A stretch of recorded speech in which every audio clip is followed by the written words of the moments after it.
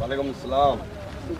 गाल सी हुकूमत ते फिर कोई साडे नाल बस अगर वोट हन तो मतलब है खान आशिक खान तो गुलामन दी वस्ती दे माडल दे जितनी सरदार इन कार दे पिछू कार होंदी है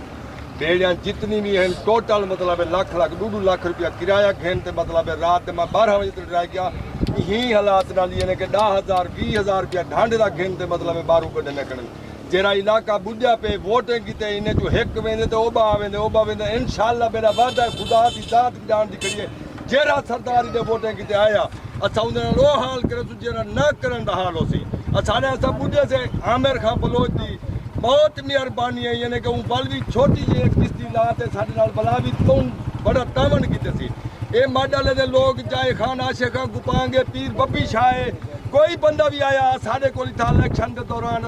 मतलब असा कोई राजी करने से कोई उन्हें को वोट करना नहीं असा अपनी मदद आप खड़े करने से सिर्फ आमिर खान बलोच की मेहरबानी है चाहे लाल हम चाहे खलोंग बिरादरी बैठी है उन्हें की मेहरबानी है अच्छा अपनी मदद आप करें करूँ अगर साड़ी हुकूमत को अपील है मोहम्मद नवाज शरीफ भी कोई साढ़े अच्छाई कान सी की मोहम्मद शहबाज शरीफ भी कोई अच्छाई का नहीं की मरियम नवाज है वो भी मतलब साढ़े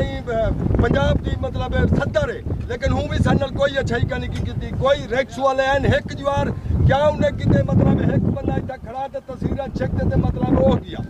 साढ़े नाल कहीं किस्म की कोई मदद करनी थी मेहरबानी करे साढ़े नाल बारूद इमदाद आई खड़ी है भाई और आए खड़े इन्हें मेहरबानी है ये साढ़े नाल आते था तामन करें बाकी साढ़े नाल इलाके के जिम्मेदार हैं खान आशिक खां गुपांगे जा मतलब जितनी भी हैं उतले बंदे कोई बंदे साढ़े नाल आते मदद क्या नहीं की थी अच्छा इनाम में भाई और रात को रेस्क्यू करने वास्ते कश्तियां भी भेजांगे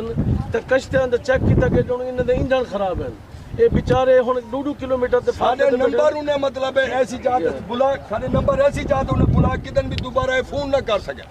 ये रिक्शा वाले हालात है अगर रेस्क्यू आने को आदू तो वो इंजन खराब है अगर आम लोगों को आदू तो जेरा 5,000 किराया बनते वो 50,000 मंगते बेचारे दरमियान फंसे ते बैठे थे इन्हें दी बहु इमदाद की बने इन्हें को रेस्क्यू किया उन्हें जी आपने सुना है भाई की बात है तो रेस्क्यू वाले हैं फिर सिर्फ आते हैं पिक्चर्स बना के चले जाते हैं चाहे सरकारी गाड़ियाँ भी हैं मैंने भी देखा है गाड़ी आई है सरकारी जा रही थी तो एक सेकंड के लिए भी नहीं रुकी कि यहाँ पे ये अवाम बैठी है क्या है घर डूबे हुए हैं क्यों है